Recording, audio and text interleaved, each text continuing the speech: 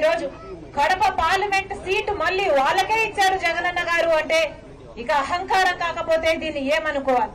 అధికారం ఇచ్చింది ఎందుకు? అధికారం ఇచ్చింది జగనన్న గారికి స్పెషల్ స్టేటస్ తీసుకొస్తారు. ఓట్లేసింది ఎందుకు? పోలవరం ప్రాజెక్టు కట్టారని. ముఖ్యమంత్రిని చేసింది ఎందుకు? రాజధాని కట్టారని. కానీ ఆ అధికారాన్ని ఆ పదవిని ఈ రోజు జగనన్న గారు హంతకులను కాపాడటం కోసం వాడుతున్నారు అంటే ఇది దురదృష్టం కాకపోతే ఇంకా ఏమిటి? ఇది దుర్మార్గం కాకపోతే ఇంకా ఏమిటి? ఈ రోజు రాజశేఖర రెడ్డి బిడ్డను నేను ఈ అన్యాయాన్ని అడ్డుకోవడానికే ఈ రోజు రాజశేఖర రెడ్డి బిడ్డ కడప ఎంపీగా పోటీ చేస్తుంది కాంగ్రెస్ పార్టీ తరఫున.